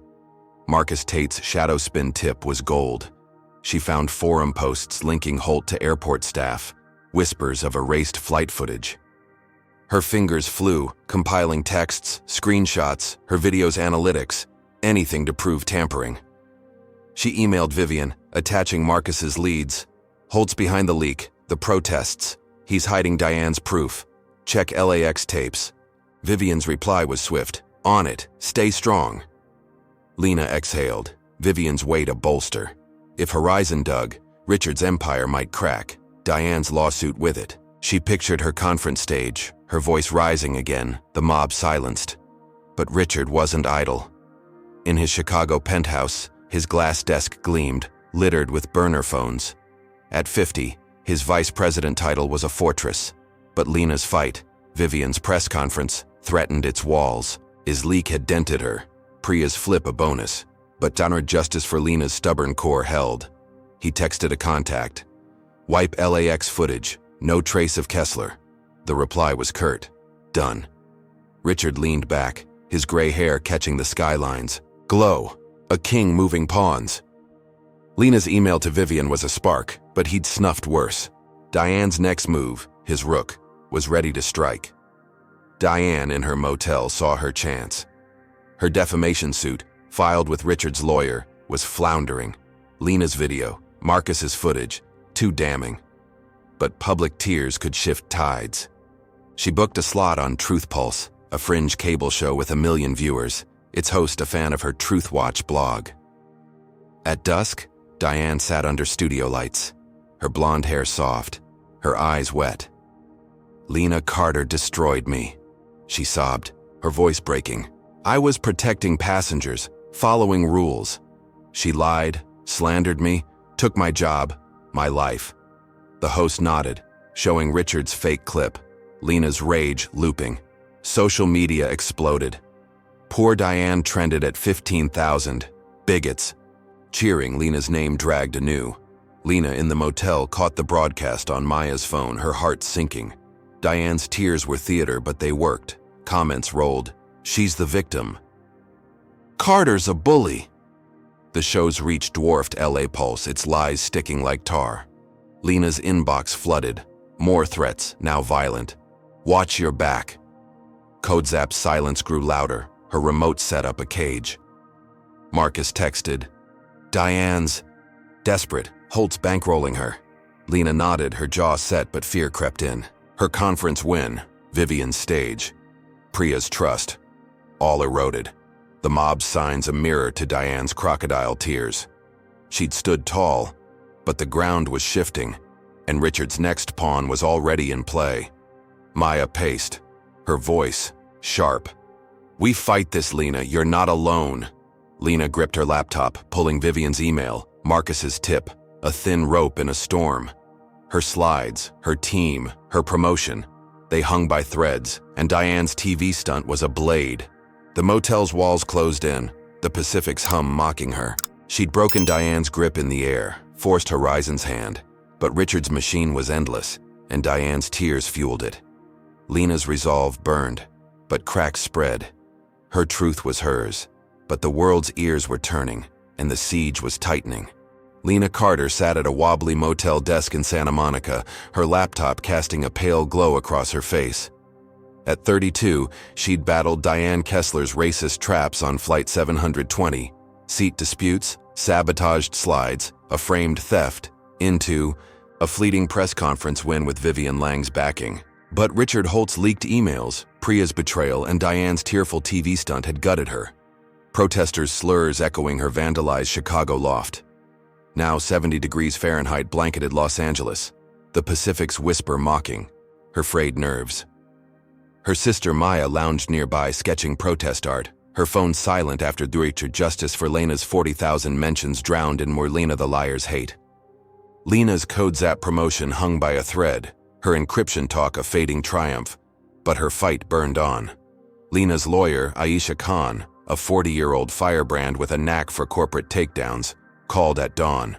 "Got gold," Aisha said, her voice sharp. Holt sloppy. Bank records show he paid Shadowspin to bribe LAX staff. Erased flight footage, too. Lena's pulse raced. Marcus Tate's tip, now concrete. Aisha had more. Flight passengers, rows 1 through 4, gave statements. They saw Diane's card plant, your restraint. Judge is leaning our way. Lena gripped her phone, hope sparking. Diane's defamation lawsuit, claiming Lena's video lied, was crumbling. Courts today, Aisha added. We're ending this. Lena nodded, Maya's eyes lighting up, sensing a shift. By noon, Lena sat in a virtual courtroom, her motel Wi-Fi shaky but holding. Aisha's screen showed a Los Angeles judge, his gavel a digital thud. Diane's lawyer, a slick friend of Richard's, argued Lena's malicious slander ruined Diane's life. Aisha countered, presenting bank transfers, $10,000 from Richard to Shadowspin, tied to an LAX tech wiping tapes. Passenger. Testimonies rolled, Marcus's sharp recall, the woman in 4A's guilt, even the businessman's gruff nod. Kessler targeted her, no question. Lena's video played, Diane's bag tamper clear. The judge's brow furrowed, his ruling, swift, lawsuit dismissed, evidence supports Carter. Kessler's claims lack merit. Lena exhaled, Maya whooping, the motel's walls trembling with their joy. News broke fast, LA Pulse flashed, tech star clears name, lawsuit tossed. Justice, for Lena roared back, 60,000 mentions crushing Lena the liar's venom. Vivian Lang texted, Holt's fired, board's done with him. Lena's heart soared. Richard, the puppeteer behind security detentions, car cancellations, email leaks, was out. CodeZap's CEO called, voice warm. You're back, Lena. Lead's yours.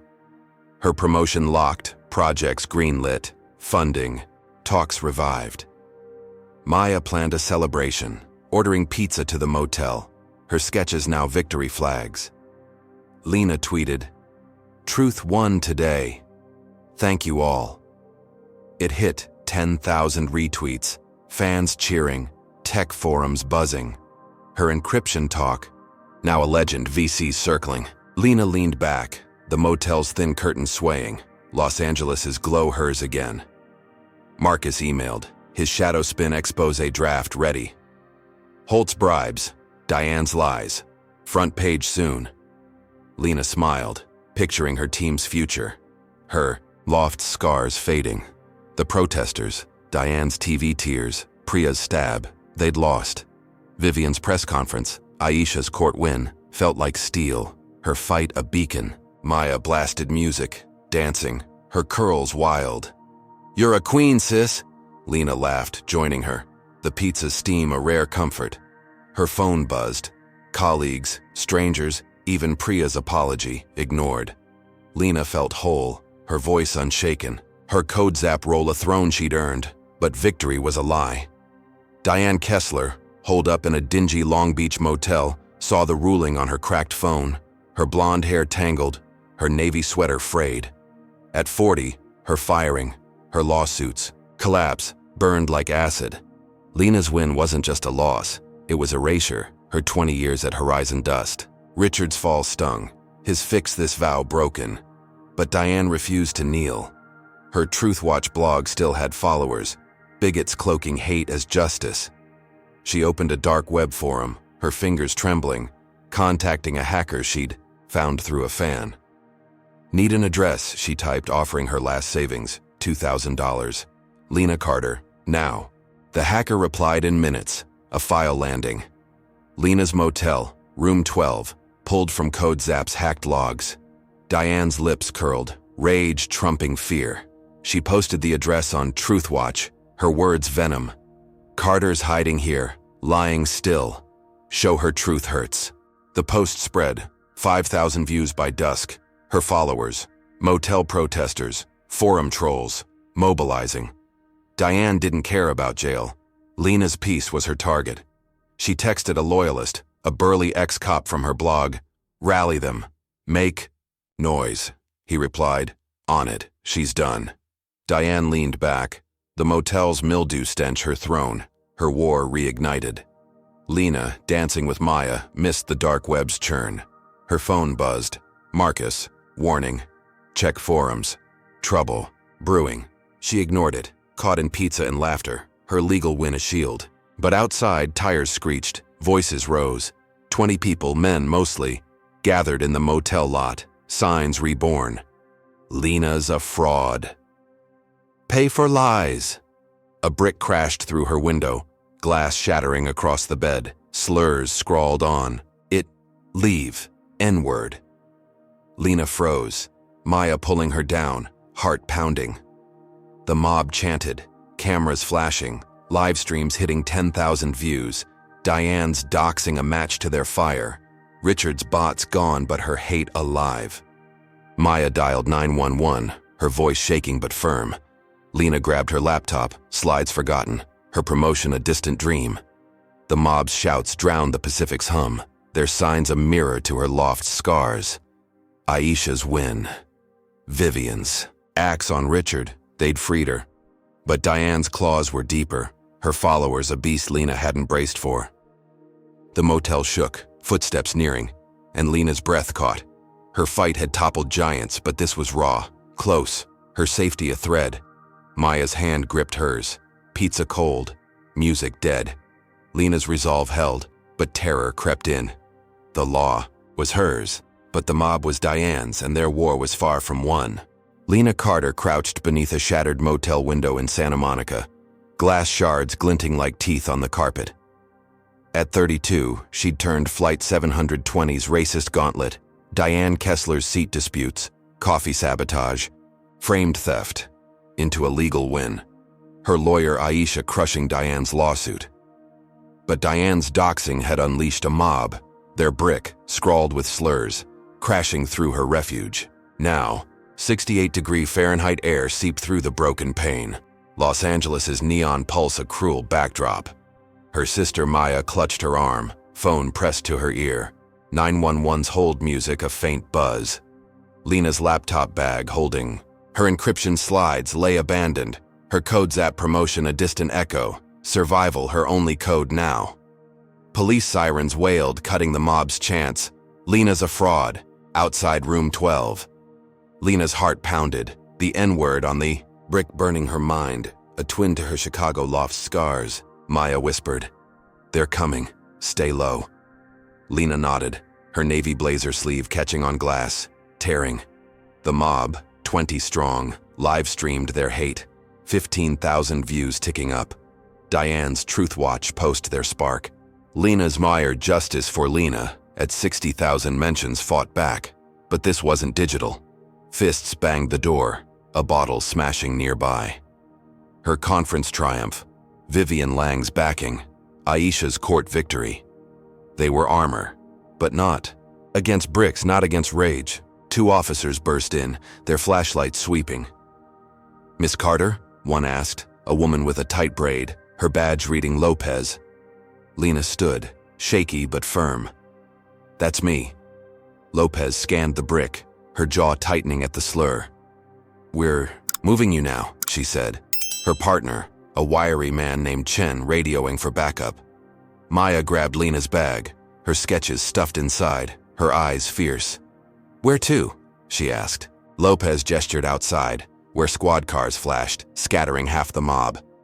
"Safe house, 10 miles east. Let's go." Lena followed, her legs leaden, the remaining protesters jeering, their signs, "Pay for lies," a blur through tears. She refused to shed.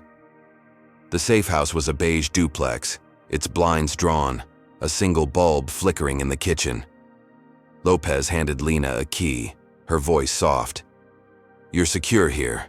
We'll patrol." Chen added, "File a report tomorrow. We'll trace that post." Lena nodded, her throat tight, Maya locking the door behind them. The mob's roar faded, but its echo lingered. Diane's hacker, her $2,000 betrayal, had turned Lena's motel into a battlefield.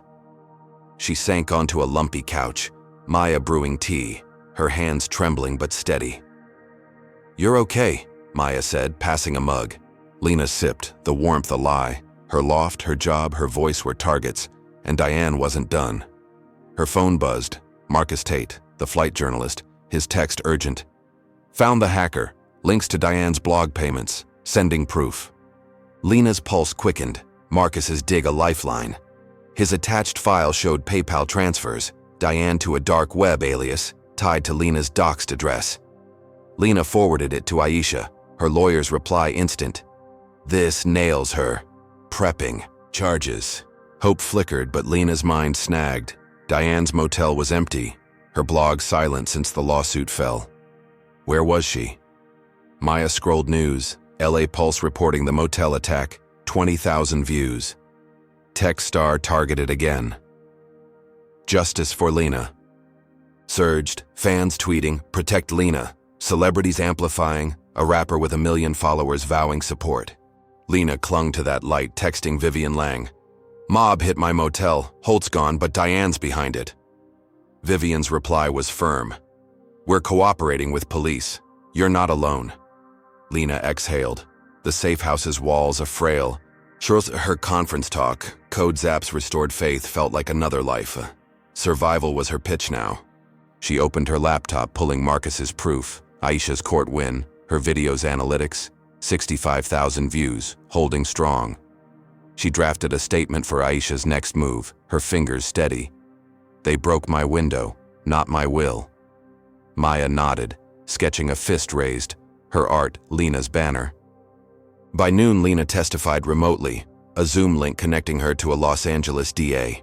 Aisha presented Marcus's file, Diane's PayPal, the hacker's trace, TruthWatch screenshots. "Kessler orchestrated harassment," Aisha said, her voice steel. The DA nodded, issuing a warrant. Hours later, FBI raided Diane's Long Beach motel, finding her laptop open, plans scrawled, "Ruin Carter's career, leak her deals." Agents cuffed her blonde hair wild, eyes blazing. No tears now, only hate. News hit fast. CNN flashed.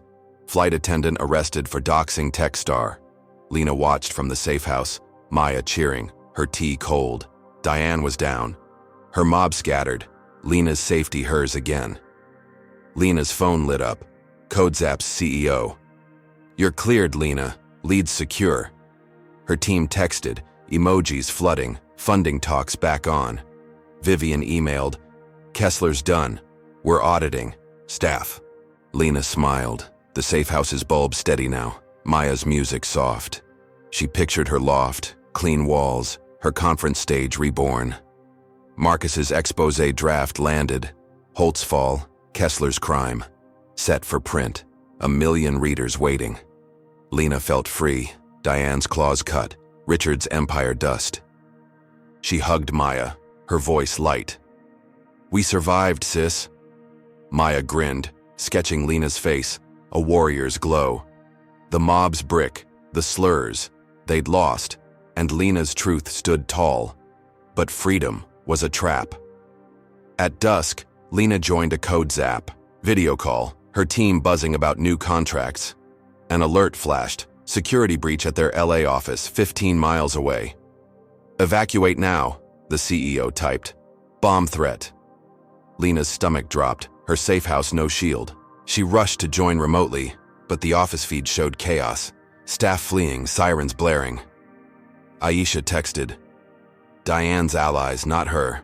Old blog crew. Lena's breath caught. Marcus's file missed a name. A loyalist tied to Diane's. Ex-cop fan, now loose.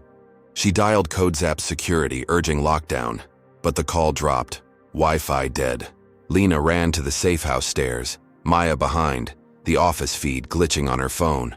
Her team trapped, elevators jammed. She descended, each step a pulse, the stairwell's echo her only sound. The threat was fake, police later said. No bomb. Just panic, but Lena didn't know. Her mind locked on her team, her promotion, her fight. Diane's arrest hadn't ended it. Her shadow lingered, a beast with new heads. The safe house's bulb flickered, Maya's sketches left behind, the Pacific's hum gone. Lena's legal win, Vivian's audit, were steel, but this was fire, and her war raged on. The stairwell a cage she couldn't escape. Lena Carter stumbled out of the safe house stairwell, her lungs burning, the echo of her footsteps fading into Los Angeles's dawn. At 32, she'd fought through Flight 720's racist crucible, Diane Kessler's seat, disputes, coffee sabotage, framed theft, into a legal triumph, Aisha's courtroom win crushing Diane's lies. But Diane's doxing mob, their brick shattering her motel, and a fake bomb threat at CodeZap's office had pushed her to the edge. Now, 65-degree Fahrenheit air stung her face, the city's skyline a jagged silhouette against a pink sky. Her sister Maya gripped her arm, her sketches left behind, Lena's laptop bag slung heavy with slides that felt like relics. Her promotion, her team, her truth. They hung by threads, and the stairwell's panic lingered, a ghost she couldn't shake. Police swarmed CodeZap's office, 15 miles away, their radios crackling. False alarm, no bomb, just a typed note emailed from a burner account. Carter's a liar. Clear out. Lena, safe at the duplex, watched the news on Maya's phone, LA Pulse streaming live. Tech firm evacuated, linked to FlightStar's ordeal. Her heart steadied. Her team safe, but fear clung. The threat, tied to Diane's blog loyalist, an ex-cop named Vance, proved her war wasn't over. Maya brewed coffee, her curls matted, her voice firm. You're out, Lena. That's what matters. Lena nodded, her navy blazer torn, her CodeZap badge a weight in her pocket. Survival, her only win. Aisha Khan called, her lawyer's voice. A blade. Diane's convicted. Harassment, conspiracy, 3 years minimum. Lena exhaled, the Long Beach motel raid flashing. Diane's laptop, her ruin Carter scrawl, now evidence. Aisha added. Vance turned himself in, named Diane's orders. Holtz facing fraud charges. Bank records nailed him. Lena's chest lifted. Richard's penthouse empire cracked, his $10,000 bribes dust. CNN ran it. Flight. Attendant jailed. Exec indicted in Techstars harassment. Justice for Lena hit 70,000 mentions. Fans tweeting. Finally. Celebrities amplifying. A senator vowing hearings. Lena's phone buzzed. CodeZap's CEO. Our lead, Lena. Name your terms. Her promotion locked. Funding secured. Her team's cheers a digital hug. Vivian Lang emailed. Her CEO tone warm but urgent. Miss Carter, Horizon's sorry. Again. We're offering a settlement. $50,000, travel vouchers, lifetime upgrades. Lena read it twice, Maya scoffing. Money's nice, but it's not enough. Lena agreed, her tech brain spinning. She'd faced slurs, bricks, bombs for existing. I want change, she replied, her fingers steady. Mandatory training, a diversity board, public audits. Vivian's response was swift. Agreed, let's meet. Lena smiled, picturing Horizon's cabins, no more Diane's gatekeeping seats. Her conference talk trended anew, tech forums buzzing. Her encryption pitch now lawmaker bait. Bills drafted to ban airline bias, citing her name. The safe house's beige walls felt less like a cage. Lena sat with Maya, sipping coffee, the bulb steady above. Marcus Tate's expose hit print. Holt's fall, Kessler's crime. A million readers shredding Richard's lies, Diane's hate. LA Pulse ran a follow-up. Carter's fight sparks reform, 80,000 views. Her video at 90,000 plays. Maya sketched Lena's face, a crown of code. Her art a vow, never again. Lena's loft, still scarred, waited in Chicago. But Code Zap's office called, her team planning a welcome. She hugged Maya, her voice soft. "We made it, sis." Maya nodded, her eyes wet, the Pacific's hum faint but real. A pulse of hope. But hope cracked open a wound. Lena scrolled Marcus's expose, her gratitude deep. His flight warning, his hacker proof, his tweets had built her case. A link caught her eye, buried in a tech gossip blog. Journalist cashes in. Flight story. Sold. Her stomach dropped, clicking through. The Post claimed Marcus sold her saga to the Daily Sting, the tabloid that ran Richard's leak for $20,000. Her emails, her pain, twisted for clicks. Photos showed Marcus at a bar toasting, his journal open, her name circled.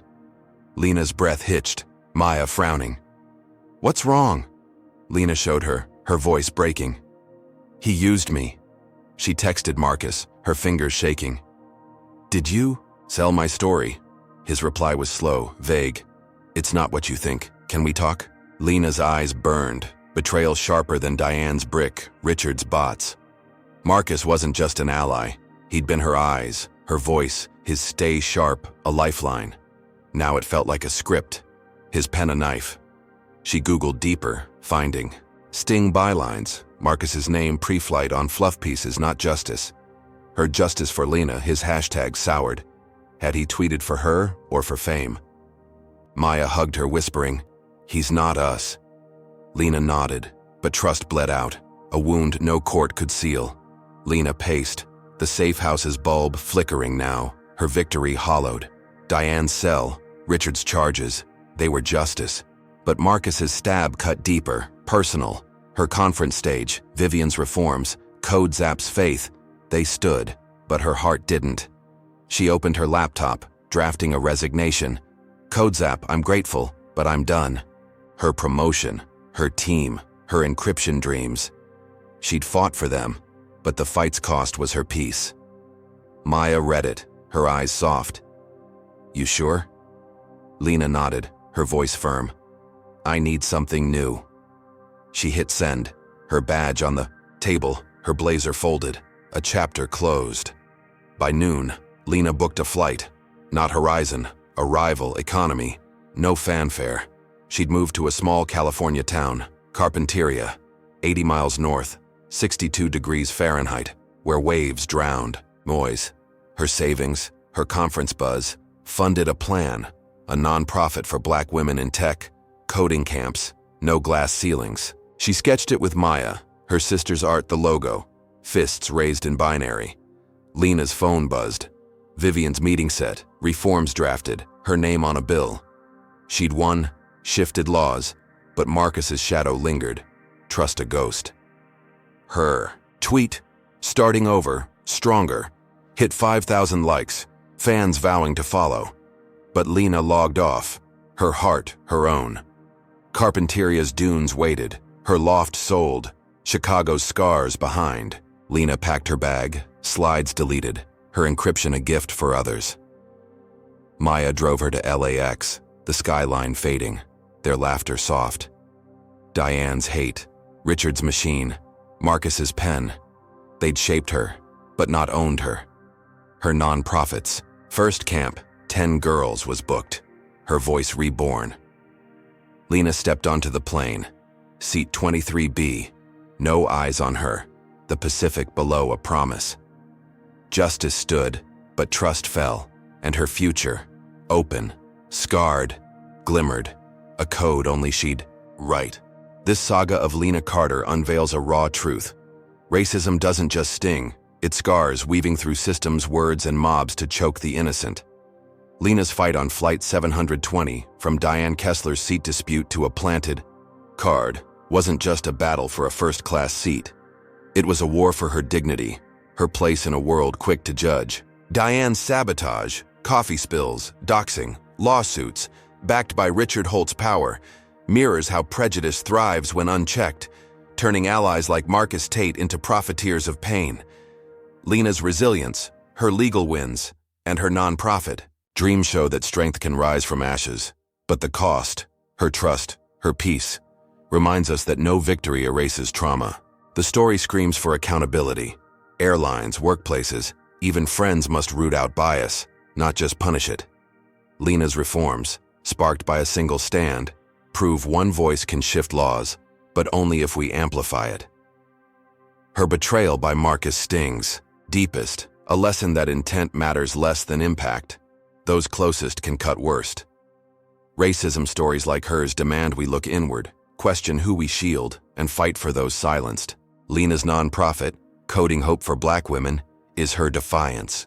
But it's on us to build a world where such fights aren't needed. What's your take? Comment number 1. If Lena's courage inspires you, or number 2, if Marcus's twist shocked you. Like to stand against hate. Subscribe for more racism stories that challenge and change, and share to spark talk. Your voice fuels justice. Thank you for joining Lena's journey. Here's wishing you strength to confront bias and build bridges where walls once stood.